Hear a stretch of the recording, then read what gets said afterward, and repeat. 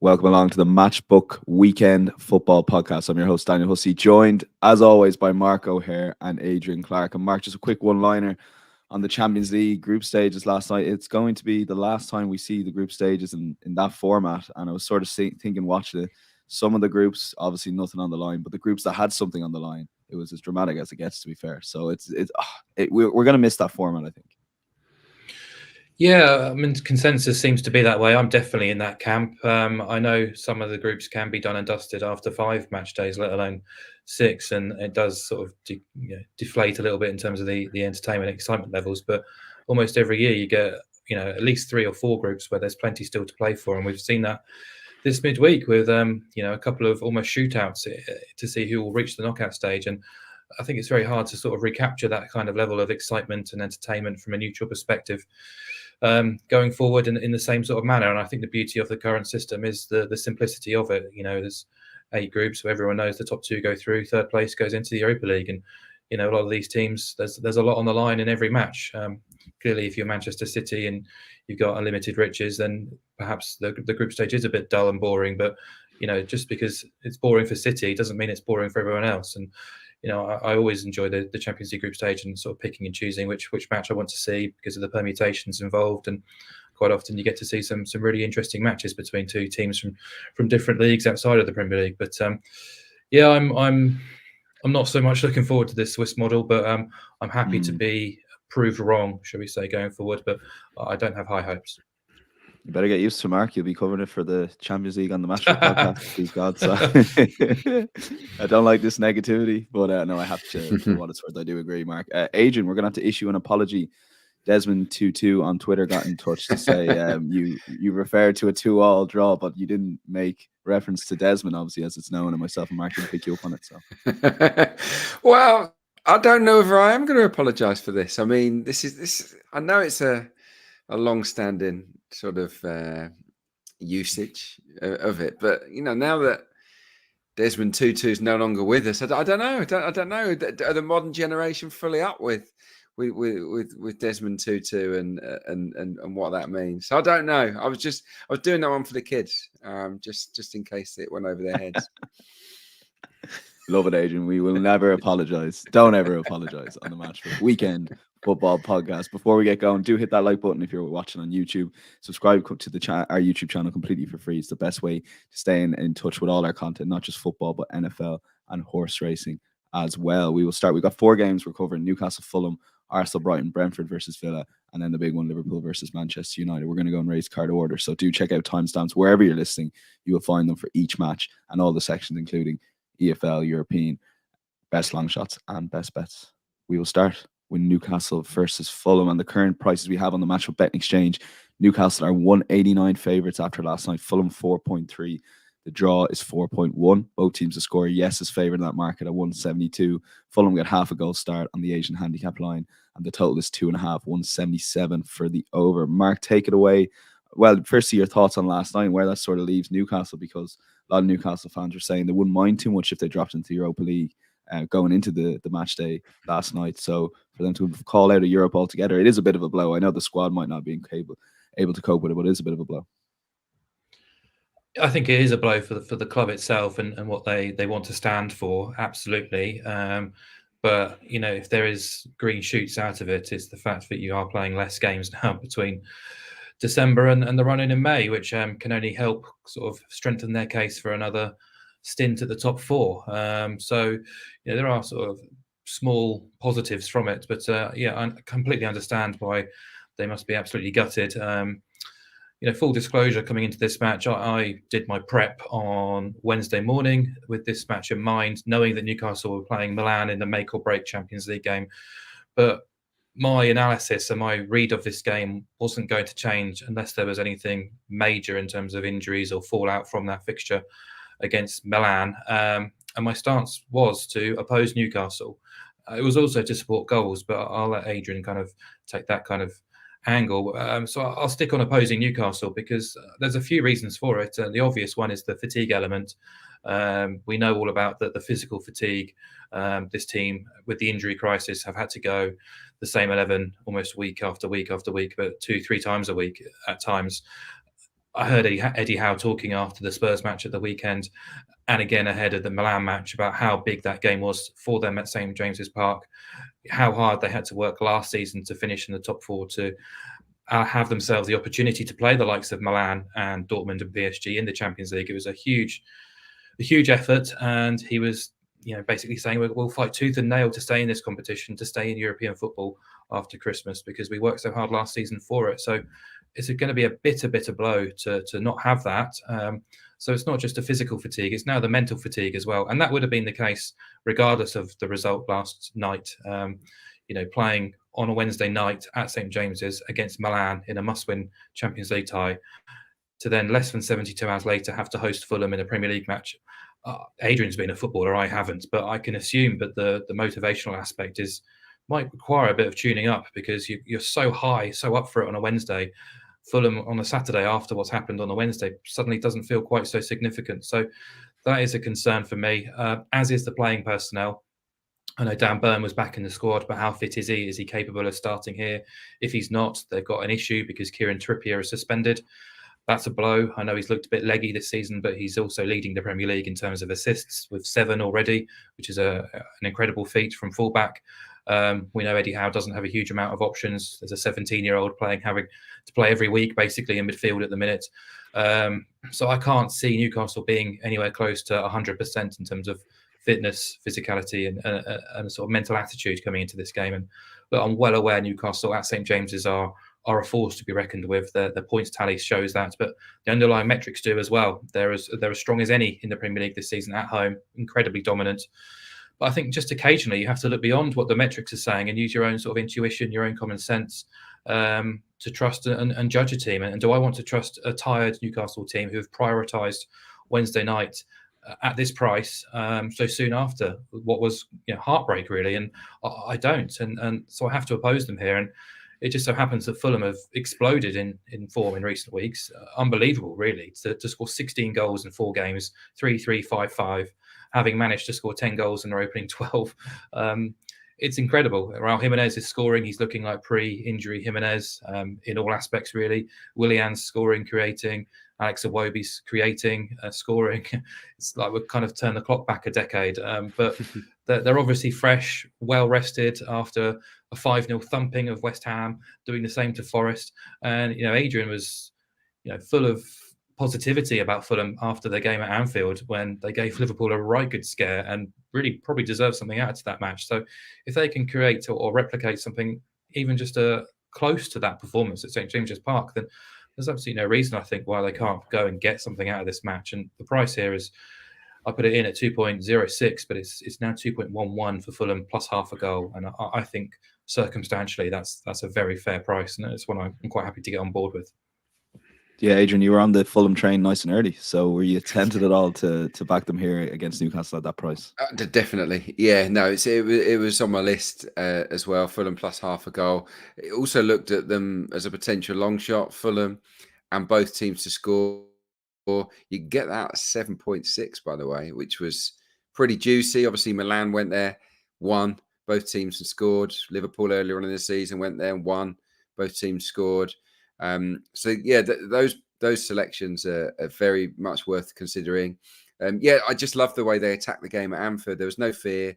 They really took the ball by the horns and went for it. And they're better when they do that. I've written a piece this week on Fulham, and in matches where they're very assertive and aggressive, where they win more duels than they lose, they tend to win those games. It's amazing. When they have a lot of the ball, they tend to win the games. And Newcastle aren't possession heavy, not even at home. So I think Fulham will go there, try and get hold of the ball, try and get Newcastle chasing, and they'll be very, very physical. And when Marco Silva teams are physical and play at a high tempo, they're good. They're very, very hard to play against. And that's the way they have to approach this game, because they're so leggy. Newcastle weren't bad in the first half against Milan last night, but they blew up big time. I mean, their legs went in the second half. You could see it.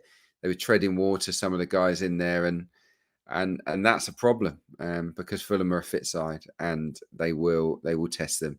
No doubt about it. Both teams to score is my shout, my alternative to Mark's selection, which I would endorse, but just in case you're not completely sold on Fulham, you can sit on the fence in terms of the result and go with both teams to score. It's a shorter price at 1.72, but this is a Fulham side that have found their mojo.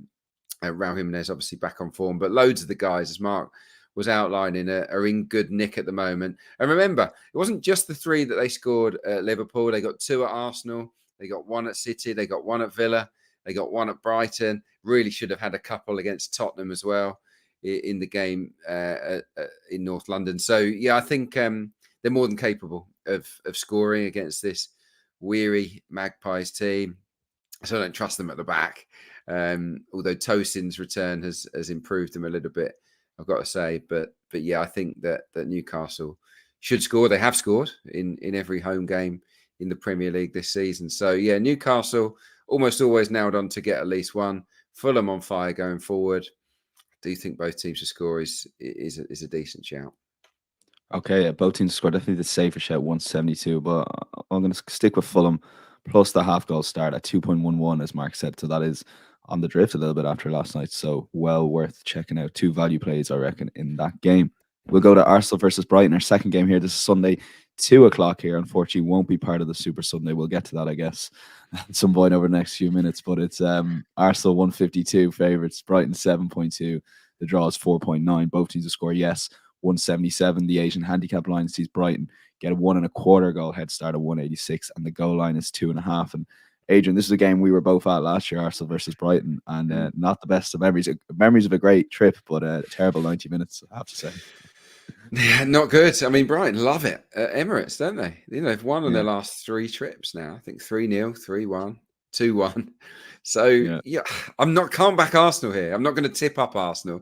I think Arsenal will win, but because of Brighton's record at the stadium and De Zerbi's record as well, against Arteta, I think that they are worthy of respect here. And I must admit, I was surprised to see Brighton trading at, I think, 7.2 last night when I looked. I'm not sure what they are now, but I'd imagine it hasn't changed a great deal. 3 on the spin. They've won Emirates. That is a decent enough price. We know that they score in every game. So, for Arsenal to win the game, they're going to have to score twice, aren't they? And so I was looking actually at Brighton plus 1.25 at 1.86, which means Arsenal have to win by 2 clear goals for us to lose money. And that's that they've only done it in 3 of 8 home games this season in the Premier League, and 2 of those were against Burnley and Sheffield United. You'd expect Arsenal to run clear.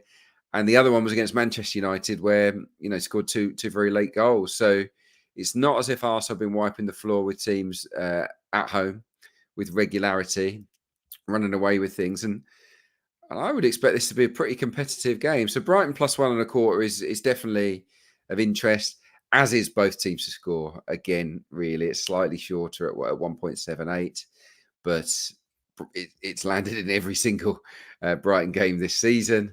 They're more than capable of going to Emirates and notching. We know that. But at the back, they've been very questionable, haven't they, this season? That's the reason that they've dropped off a little bit. Away from home, 16 goals conceded in 7 matches. Over 2 a game on the road. It's not the best. And 2 or more goals have been conceded in 4 of those 7 games. So, yeah, Arsenal, if they need 2 goals to win the game, definitely got a chance to do it against this Brighton team that are far from secure. So, yeah, I was looking at all sorts of bets here. Arsenal and over 2.5 was one that come into consideration. But all things considered, with Brighton being a bit of a bogey team, I'm going to let my head rule my heart here and say Brighton plus 1.25 or the both teams to score. Take your pick. Yeah, I have to say, Mark, that both teams to score bet price seems a tad too big for me. So what are the sort of reasons why you're getting maybe a bigger price on this game than maybe some of the other games we're going to talk about later on, which are a little bit shorter?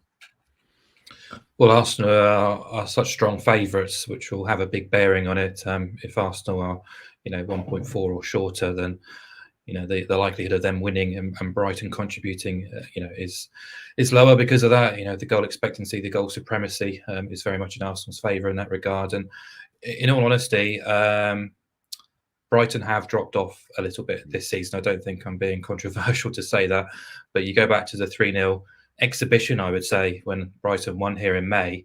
That was Brighton at their very best, and it was Arsenal at a time when confidence was crumbling in the title challenge. But you look at the Brighton team who played that day, 3 of their outstanding performers have gone elsewhere, and Levi Colwell, Caicedo, McAllister. A few more are injured. Estupinian, Solly March, Adam Webster. I don't think he played that day. But they've had big injury issues this season. They have struggled to combine European football alongside Premier League duties. They've not been the Brighton of last season by any stretch. And I think the schedule doesn't really suit them coming into this match either. Arsenal were able to make major changes on Tuesday night in Eindhoven, give the big guns a bit of a breather. They've got 2 days extra rest anyhow. Brighton have a game against Marseille on Thursday night, which, if you didn't know the significance of it, I don't know how serious De Zerbi wants to take this. But if Brighton were to beat Marseille, they would avoid having an extra knockout round in the Europa League come February. So they're effectively playing to avoid playing another game in the knockout stage. So there's a lot for them to play for and a lot to potentially prioritise. But which game are they going to put full focus on? I'm not sure. So they seem to be switching their side up every game. It's very hard to get a read on the system, let alone the personnel that De Zerbi is picking, and I don't think that's really helped, in all honesty. But you look at their form; they've lost just once in 7, but they've also only won twice in 10. So I'm finding them hard to read. The one constant is the both teams to score element, which is now 20 successive Premier League games. It's the longest top flight run of BTTS since 1958. Astonishing, really. And obviously, Brighton haven't kept a clean sheet in those 20, but they've scored in the last 32 Premier League games. De Zerbi's overseen 48 Premier League games. They've scored in 44 of those, including 22 of 23 away. 21 of those 23 away have seen both teams score. So whatever way you look at it, I think BTTS is one of the bets of the week in the Premier League. It's a complete no-brainer here, but use that as your bread and butter. I'm going to, it's Christmas soon. Why not have a little swing for something a bit bigger? We've done it successfully in the past. Arsenal and BTTS, 3.1. That will do it for me as well. We've talked about it almost fortnightly when Arsenal host teams in the Premier League. They don't have a great clean sheet record at the Emirates Stadium going back to the start of last season. Just 6 in 27. 24 of those 27 went over. 70% went over 3.5. BTTS has actually landed in 16 of the last 20 home league wins going back to the start of last season too. So I do expect a positive reaction from Arsenal. I thought they were outmaneuvered in midfield against Aston Villa last week, where the intensity, the physicality of McGinn, Douglas Luiz and Kamara, even Tielemans kind of got the edge really on Arsenal in that first half. I expect a reaction. The firepower they have available to them is as good as most in the Premier League. And I just think Brighton, the underlying metrics will show our ranking as a mid-table team this season, which is why they're going off as a big price at the Emirates. And circumstantially, schedule-wise, Arsenal have the edge here too. So I'll happily sort of tip my hat towards them alongside BTS too at the bigger price. Yeah, no, I was happy just to be safe for once and go both teams to score. But since it's Christmas, Mark, as you rightly pointed out, we will lock in Arsenal and both teams to score. And just a word on the price. Currently 287 ballpark in most of the sports books. Currently 3.1 on the Matchbook Betting Exchange. So if you are looking for singles this weekend in particular, do check out the Matchbook Betting Exchange. You will invariably be getting the best price on the odds checker grid. So that is the price we're going to lock in. It'll be interesting come kick off where that price lands. Maybe might shorten a tad. We will see. We're going to move on to another game, not on Super Sunday this week. Brentford versus Aston Villa. And take a look at the betting that we currently have on the Matchbook Betting Exchange. You can back Brentford, currently priced at 3.4. Aston Villa 2.24 favourites. The draw 385. Both teams score yes is available at 167. The Asian handicap line sees Brentford get a quarter of a goal head start at even money, and the goal line is 2.5. So, Adrian, I'll actually pass on to you here for this game. It's Villa are like, they're doing absolutely incredible, brilliant result against Arsenal, fantastic performance against City. I know they've got the Europe in midweek, so going into the game like this, they ultimately, if they are going to challenge for the top 4, they do need to sort out their away record. Yeah, they do. Yeah, I missed the game, as you know, I was away that plan, so I tried to find it, but yeah, I just had 5 Finnish channels, none of which showed Premier League football, so I was sort of following it on my phone. And look, it sounded like Arsenal created a lot of chances in the game, but couldn't find the finish. Certainly a better performance than City put up against them. look, yeah, it was a great result. Back-to-back 1-0 wins for them at home against City and Arsenal. It is amazing.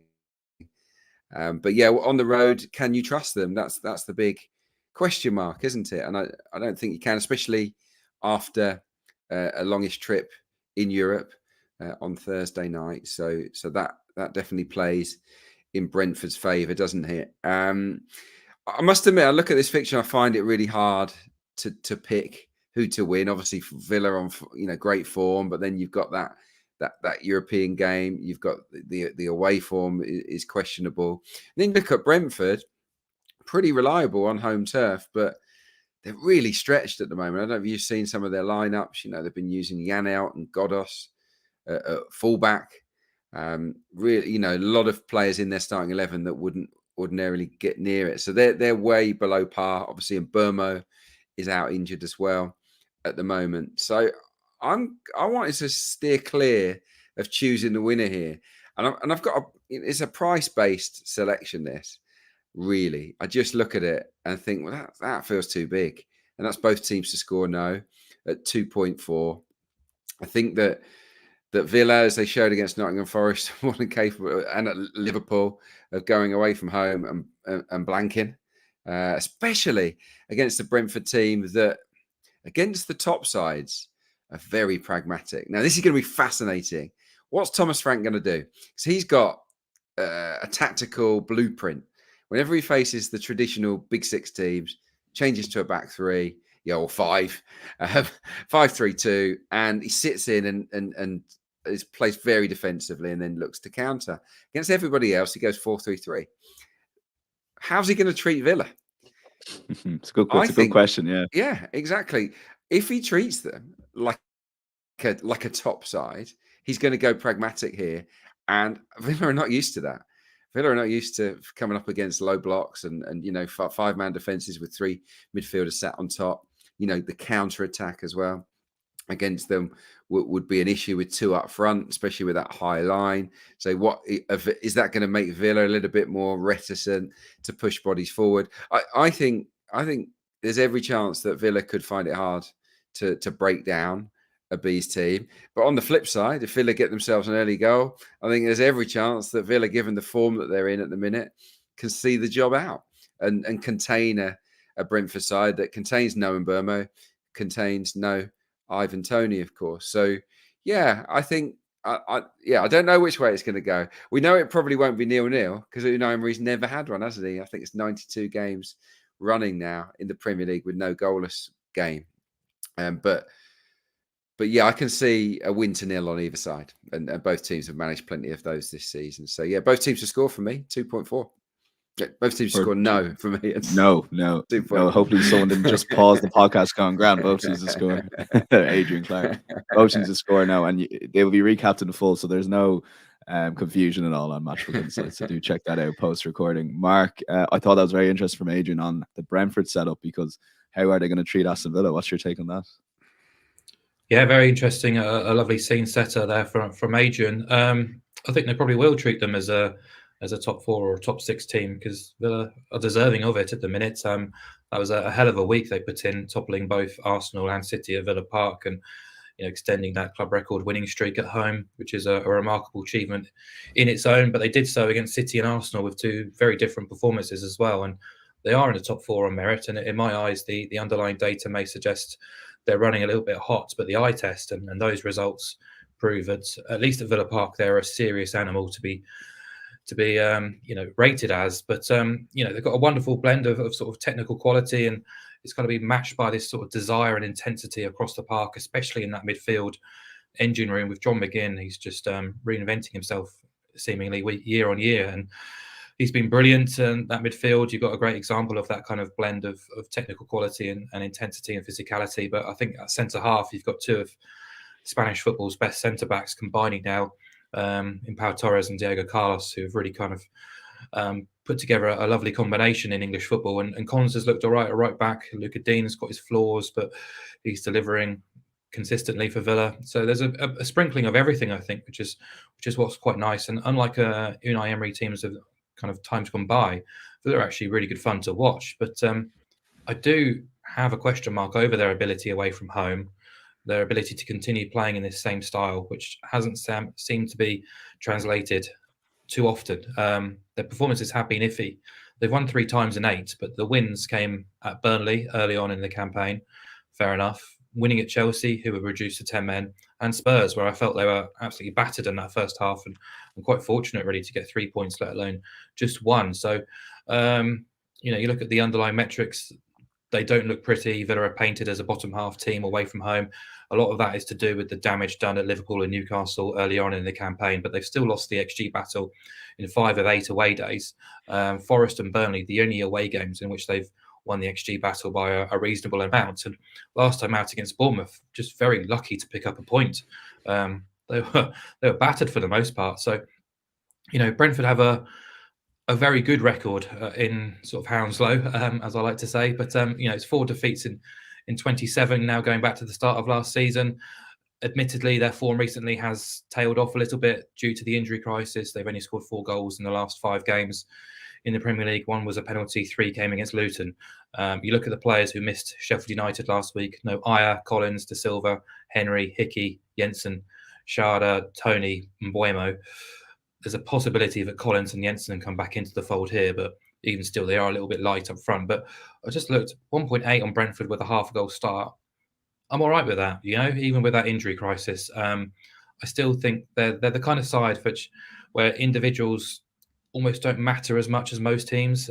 Take Tony out of the equation in that regard. He's a level above most of the rest of the squad. I think they have got quite a,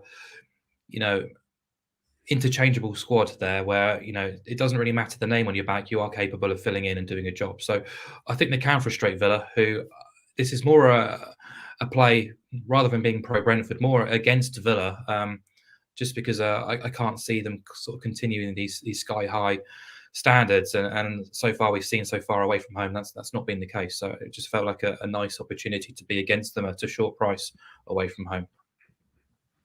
Yeah, tough one in terms of podcast selection, like both those angles. But look, I think both teams score now sort of gives us a bit more room to maneuver there, and it is a bigger price, 2.4. So we will lock that in as the official podcast selection for Brentford versus Aston Villa. And now we're getting to it, the big game at Anfield. It's Liverpool. I'm excited by just looking at some of the bets we have here from Mark and Adrian, but it's Liverpool versus Manchester United at Anfield. Liverpool 136 favourites, United 9.2. The draw is 6.2. Both teams score, yes, heavily favoured, 165. United are getting a 1 3/4 goal head start at 186 on the Asian handicap line, and the goal line here is 3.5, shaded towards the over. Mark, we will stick with you for this game. Take it away. Like, there's just so many talking points. I don't even know what question to ask you here, but so take it away. Liverpool, I think the second shortest price ever against Manchester United this weekend, which is probably justified based on what we've seen so far this season. Do you know when the last, what was the shortest last one? Two seasons ago, I think, and it was only marginally shorter than what it is. Cool. Yeah, I mean, at Anfield, we know they're formidable, 7 from 7 this season, averaging 3 goals a game. My favourite stat, but since 2018-19, with supporters, they've lost just once at home in the Premier League across that sample, which is outrageous, really. A 78% win record if you include the COVID-related campaign as well. The last 2 home fixtures against United been 4-0 and 7-0 spankings. United haven't even scored at Anfield in 4 trips. So the market is understandably anticipating quite a one-sided contest. It's almost taking the names out of the equation and basing on what we've seen and what the metrics are telling us. And I think the needle's pointing even further in Liverpool's direction with the team news, with Bruno Fernandes suspended. Whatever you want to say about his leadership qualities, which are dubious at best, he has been producing most of United's best opportunities this season. He's been involved in 33% of their league goals. He ranks first for chances created and second for expected assists across the whole Premier League, which is quite a feat, to be fair. There's not just his absence, but Harry Maguire and Luke Shaw going off with injuries in midweek as well. So there's hope that Lindelof and Mount might be back, but even still, United are patched up at best here. And, go back to the same old stat that United away from home under Erik ten Hag have now earned just 1 point from 11 away days against top 9 finishers, which is just atrocious. But not much else you can dress it up as. It's just abysmal. So I was really disappointed with them in midweek. I thought they were really underwhelmed. Supposed to be proactive, supposed to be front foot and fighting for their lives, and they barely really scratched the surface against Bayern Munich. And they've now lost 13 of 23 across all comps. Last year they lost 12 from 62 across all comps. Their bottom half in terms of expected points, bottom 6 when playing away. Only 4 sides have faced more shots than Man United.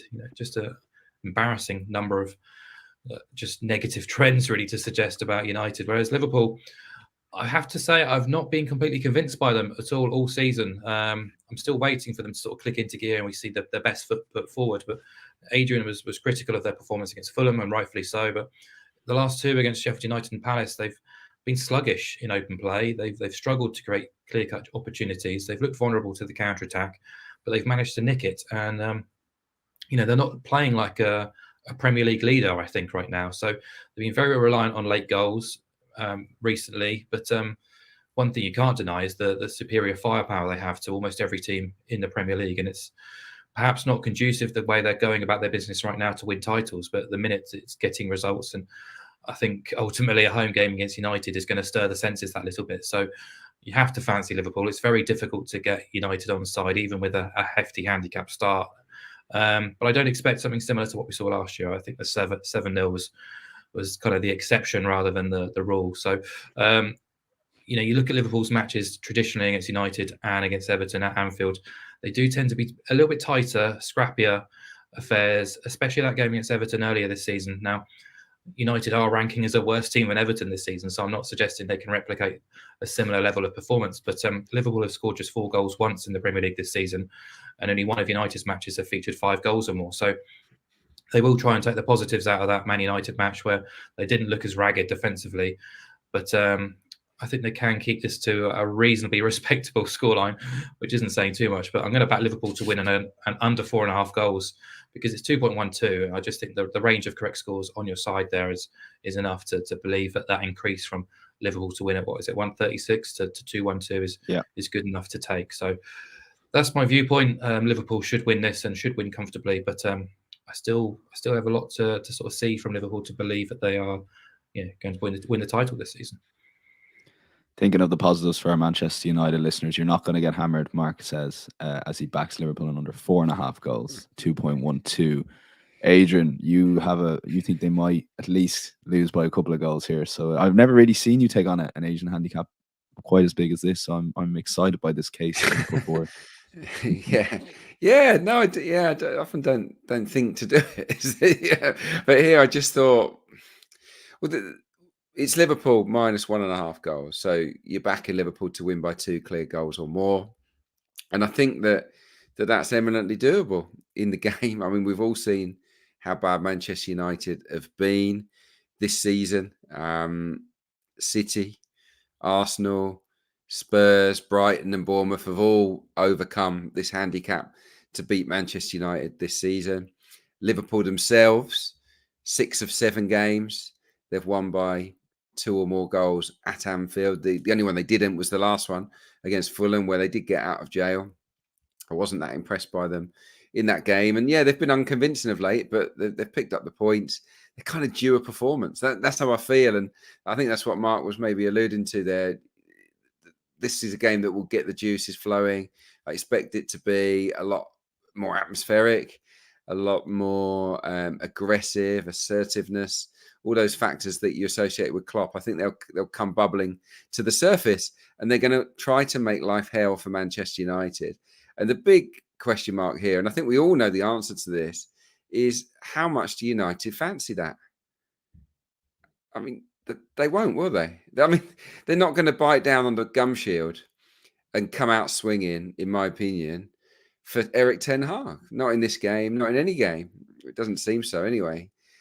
This is a real test. When you go to Anfield, away from home, Lions Den, big derby game, you've got to be together. You've got to work as a collective, and you've got to fight and scrap it out. And I don't see those qualities in this Manchester United team that are also shorn of a lot of decent players. So, I think it's there for Liverpool to win 2-0, 3-0, 4-0, 5-0. 3-1, 4-1, 4-2, whatever. I think they can overcome this handicap. It's not the biggest price, is it? 1.82. I mean, that shows you the gulf between the two sides. But Liverpool are good enough to swat this Ten Hag shambles aside. This Ten Hag shambles aside, we will lock in Liverpool -1.5 at 182. I do like it. I do see a big performance coming from them. But Mark selection, Liverpool under 4.5 goals, 2.12. We're going to move to our EFL section, and Adrian went 2-0 in this section last week, Adrian. But I'm not going to you first. I'm going to Mark O'Haire, who I think is planning on stealing your thunder here, at least trying to get in on the EFL action, Mark. So take it away. First of all, credit to Adrian Clarke, of course, Mark. Always credit to Adrian Clarke. Yeah, no, I'm a big EFL punter myself. I'm almost sort of stealing as a bit of Adrian Clarke is rubbing off on me, actually, because I've kind of been patiently waiting for an opportunity to talk about Shrewsbury Town and get involved in a Shrewsbury Town game, because they're a remarkable team, defying all sorts of logic. They're 11th in League One, a top half position in League One, and that's despite scoring a grand total of 13 goals in 21 league games this season, which is astonishing, really. They failed to score in 12 of 21. When they have scored, they've avoided defeat. 5 of their 8 wins have been by 1-0 correct scores. They are basically the epitome of a team getting the most out of incredibly tight margin matches. If you look at the underlying metrics of League One, it's pretty poor viewing from a Shrewsbury perspective. They are quite fortunate to be where they are. This weekend, they are hosting Portsmouth, who are top of the table, after a really eye-catching win against Bolton on Monday night. 3 wins on the spin now after a brief wobble. Unbeaten away. So back on track. And defensively, they've been very strong. 10 clean sheets in 20. Just 6 goals conceded in 9 away days, the best defence in the division. So you could easily kind of make a strong case here for backing Pompey alongside, say, BTTS No at something like 3.0 or around that mark. It was kind of hopeful to be one of my long shots, but obviously the price was nowhere near as I didn't expect it to be. But I'm going to sort of just simplify it a little bit by just backing both teams to score no and taking the Pompey side out of it. Partly due to Colby Bishop being injured, Pompey's top goal scorer. I know it hasn't bothered them so far, but even still, it's a factor here. But just because of the price here, BTTS No trading at 1.87, which isn't far off a 50-50 shot in this particular market. And I'm finding it very hard to agree with that. Just labelled all the Shrewsbury stats. But the one glaring one here is BTTS No has won in 17 of Shrewsbury's 21 matches. They've only scored 2 goals in 8 games against the top half. Of the 4 games to involve both teams to score, which featured Shrewsbury, all came against bottom 8 opposition. Now, Portsmouth have seen BTTS No in 11 of 20. They've kept clean sheets in 5 of 9 away. But my ratings make Shrewsbury a bottom 8 side. And if you look at Pompey's matches this season against the sort of bottom 8 standard, just 1 match have seen both teams scoring. So I think ultra strong defence from the away side, missing their key man in attack, and a Shrewsbury side who just love to try and grind. I just can't see the continued Shrewsbury ability to sort of scrape points here, there, and everywhere come to fruition here, as it hasn't tended to happen against the better teams in the division. So BTTS No at 1.87. Okay, yeah, Adrian, your thoughts on that, and then take it away. Good shout. No, really good shout. Yeah. I mean, the numbers are mad, aren't they, for Shrewsbury? For a team, I mean, Fulham have scored 16 in 4. They've scored 30, and they're about similar position in the league. And Shrewsbury, 13 in the whole season. That is just mad. I wanted to try and work out. I forgot to work out the 13 goals and how many hours worth of football. I meant to do that earlier, but I've forgotten to do it. But kind of brings it home how. Yeah. I was just going to say, could you watch Shrewsbury win this 1-0? I mean, you still win, so it's fine. Yeah. But yeah, if they're going to win, you sense it might be 1-0. So no, good shout. Definitely gets my endorsement there. Right, I've got a couple for you, plus a best bet, which we'll get to in a bit. Yeah, I've seen it. Yeah, West Bromwich Albion entertain Stoke this weekend. Overwhelming favourites. As you might expect, West Bromwich Albion very much in the playoff hunt. Good team, very solid under Carlos Corberán. Don't score loads of goals, but they don't give much away. The 10 clean sheets from 21 matches this season, which is more than anyone else in the Championship. 5 clean sheets in 10 home matches at the Hawthorns as well. And look, they're up against Stoke, I mean, we called United a shambles, but Stoke aren't much better, to be honest. Winless in 7, 3 draws, 4 losses in that run. And they go, they're managerless. Alex Neil has been fired. So yeah, who's going to take them over? We don't know at the time we're recording. In the last 7 games, though, that winless run, they blanked in 4 of them.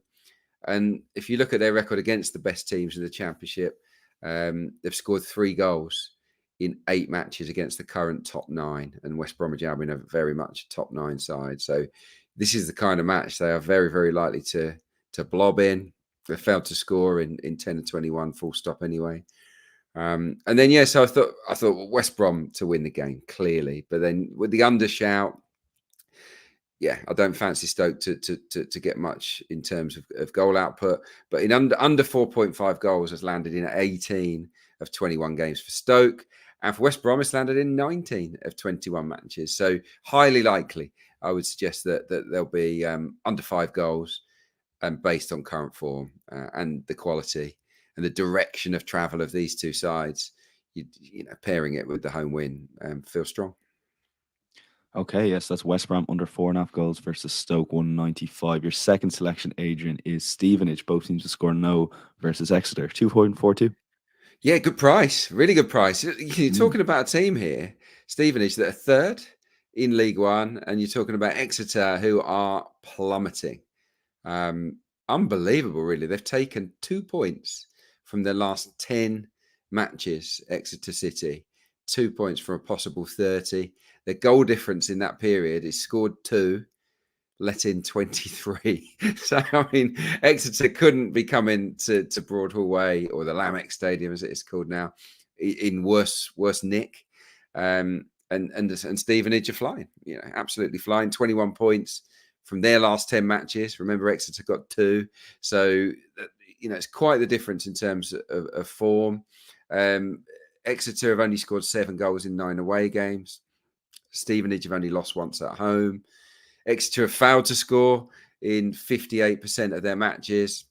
5 blanks in 9 away games. So, it's, and Borough have scored. I call Stevenage Borough because that's what used to be called, Stevenage Borough, when I played for them. I think that's still the nickname, actually. But Borough have scored in 8 of 10 home games as well. So, you got to fancy the hosts here. And I think they're more than capable of winning this 1-0, 1-0, 2-0, 3-0 is the most likely score. So, at a price of 2.42, I like it. Yes, Stevenage, both teams to score no, 242. And Mark's one, incidentally, was both teams to score no, 187 in Shrewsbury versus Portsmouth. So, Mark, this is your European section. Adrian will eventually one day expand his horizons to the continent. But for now, this is the Mark O'Haire European section. So take it away. I've got no time. He's always welcome in the European section. I'm going to cover, in my insights column last week, I opposed Clermont at home to Lille. The game ended 0-0, frustratingly. But I'm going to oppose Clermont again this weekend. This time they're away at Marseille on Sunday, and that's a very difficult away day for a team who I think will do very well to survive relegation this season. They were the great defiers, the data defiers last season, somehow posting a top half finish despite a series of quite dreary displays. And this time around, it feels like variance has caught up with them. They've really disappointed, kind of gone into their shell a little bit. And the vibrant side of the last couple of years has looked quite dour, pretty impotent in front of goal. 15 Liga matches, they've scored just 9 goals, which is comfortably the worst in the division.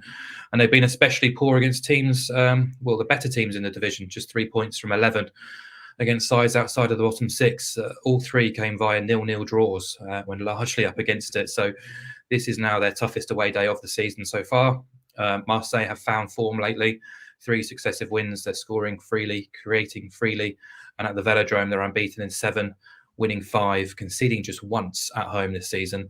They are the top-rated home team in Ligue 1, allowing just 0.66 expected goals per game on average and just 2.29 shots on target per game on average. So I originally had Marseille to win and under 4.5 goals at 175, but it's Christmas. Why not go for the bigger price? Marseille to win and BTTS no, boost it to 2.34. I think it's worth the risk, really, to sort of knowing my luck, Clermont will get a dodgy deflected goal now. But yeah, I just think overwhelmingly the goals, the raw goals, as well as the XG figures produced by both teams suggest if Marseille are going to win, it's probably going to arrive alongside a clean sheet. So instead of taking the 175, we'll get 234 on Marseille to win and beat it. Yes, no.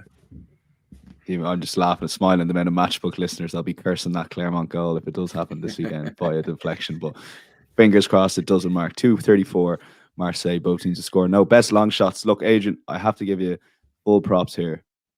Draw, both teams to score. Yes, 6.0 last week, Brighton. I didn't back it myself. I liked the case. I just thought, there's too much going on with that bet. I'll leave it. And I just smiled as the result came in. So fair play and take it away with your one. I was chuffed with that. Yeah, I wish I'd been bolder because my original was going to be the 1-1, which was 1-1, yeah, at 10.0. But there's a part of me that thought, wow, what if it's two apiece? So yeah, no, chuffed to bits with that, and yeah, it just boosts our profit in the long shot section over the course of the season, doesn't it? Nicely. Yeah. So yeah, well, the record incidentally is just gone below. So you look at it, 8 bets won, 26 not won. So you would think, oh, that's where's your P&L there? But it's at basically £300 on a £20 stake, including 2% commission on Mark and Adrian's picks just in the domestic podcast this year. So props to you guys and Adrian. Yeah, so take it away with your selection here, which is an interesting. Put my own cash on it, that's for sure.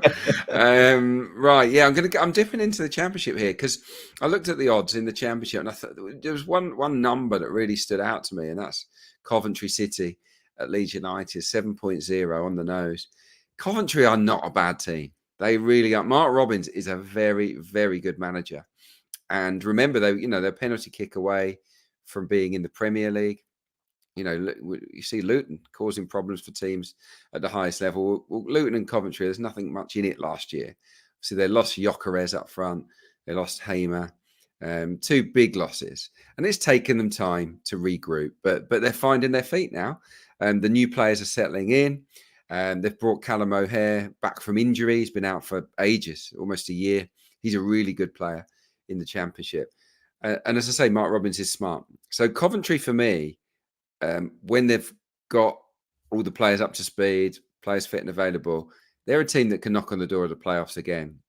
So I don't think they should be priced at 7.0 away at Ellen Road. It was 7.2 yesterday. So some people have been having a little bit of a nibble at it. Before last night's draw at home to Southampton, which is very good, by the way, by Coventry, they had 28% possession in that game, by the way, but were good value for the point. They'd won 3 from 4 clean sheets. They'd had 4 clean sheets in their previous 5 games. And for Leeds, I just feel there's a bit of pressure building with Leicester and Ipswich continuing to fly and to march on and march on. Leeds can't really afford to drop very many points if they've got these top 2 aspirations, which has to be the case for them.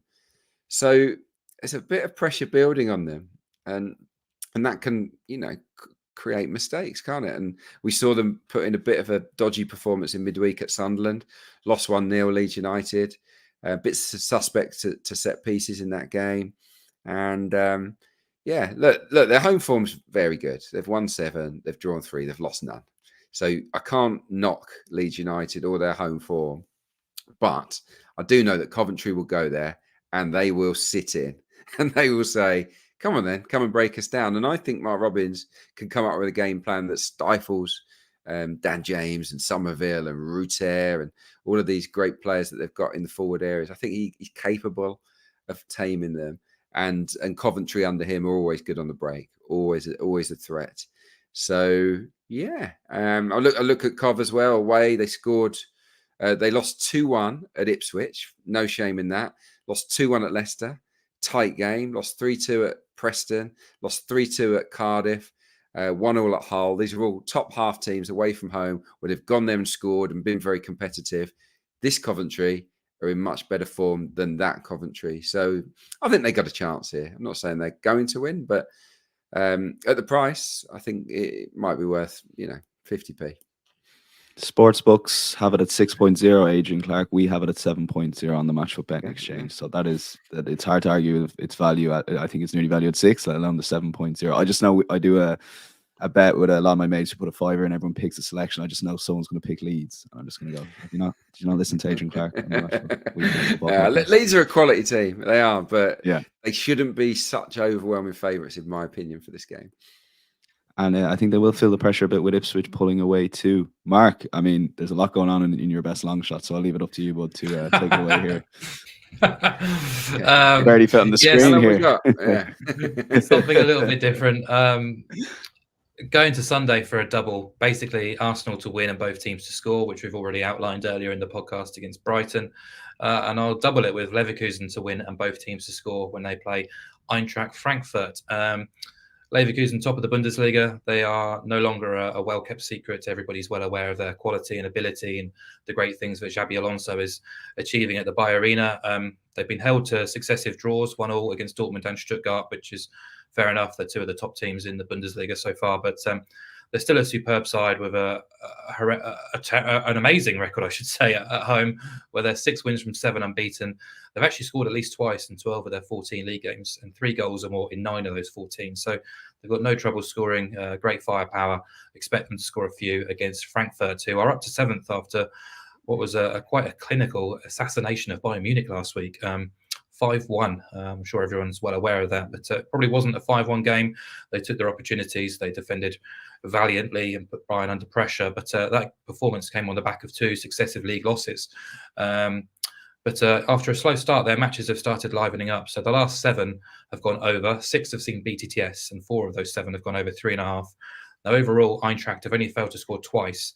5 of their 6 against the top half have seen BTTS, but they've only managed 1 clean sheet away. So I fully expect Leverkusen to score at least twice here. It's just whether Frankfurt can contribute as well. And if they can, brilliant, because we've got a 7-1 double here on Arsenal to win and BTTS, and Leverkusen to do similar against Eintracht Frankfurt on Sunday.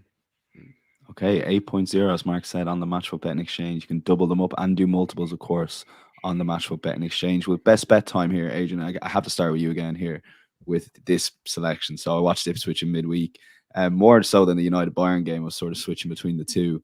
Ipswich got the brilliant result and away to Watford. They're going into the derby, early kickoff.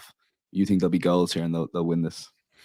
Yeah, it's the East Anglian derby. I'm from Suffolk. They were my team when I was growing up, Ipswich Town, and this matters big time. And in Ipswich, it's been a long time since Ipswich came into this derby being significantly better than Norwich. Yeah, Norwich have had the upper hand for too long. I don't think there's been a derby for 5 years, but the last time Ipswich beat Norwich at Portman Road was 2009. So there's a lot of energy inside Portman Road for this game. Let me tell you, it's going to be an electric atmosphere. And I think that the players will respond. I mean, they're a quality team, Ipswich. In the last week, they've gone to Watford and won. They've gone to Middlesbrough and won as well. They've got something good going. Let's look at the overs part of this selection first. 9 out of 10 Ipswich home games have gone over 2.5. Matches at that stadium average 4.7, which is mad, really. It's the most in the Championship. And then you flip it to Norwich. 9 out of 10 away games for Norwich have gone over 2.5. And their away games average 4.5. Again, it's the highest in the Championship. So Norwich are not secure away from home. They'll always be worth a goal or two. Norwich, they're not a terrible team. But at the back, they've got a lot of injuries. Kenny McLean, you might know, midfield player, has dropped back in at centre-half. He's alongside Duffy, the veteran. And I think Ipswich are going to give those two a lot of problems. They've got 2 real ball-playing Brazilians in midfield as well. Norwich, I don't know, great in possession, but out of possession. I think Ipswich could tie them in knots here. I think they could get annihilated. That's how I'm seeing it. I think Norwich can score, but I think Ipswich can score 3, 4, 5 here. I really do. They've had an extra day's rest. They also left out 5 players for that win at Watford that would ordinarily have played. They heavily rotated their side, so plenty of fresh bodies coming back for the game. Ipswich are flying, and this is a good opportunity to get them on side and to back goals. 2.2. It's already been trimmed in from when I first looked. People are obviously on board with this. Ipswich and over 2.5 for me. I think Norwich could be in for a long afternoon. Extra days rest as well, which I thought was. If I was Norwich, I'd be pretty unhappy by the schedulers, because Ipswich played Tuesday night, Norwich had to play Wednesday night ahead of the early kickoff on Saturday in a derby match away from home, which just feels a little bit unfair. Yeah, exactly. Ipswich, by the way, have scored at least 2 in every home game. I would expect that to absolutely continue, but they wouldn't have to for this bet to land. If Norwich score, the 2-1 still wins us the game, doesn't it? So wins us the bet. So look, I know it's a little bit out there, but I can see this happening.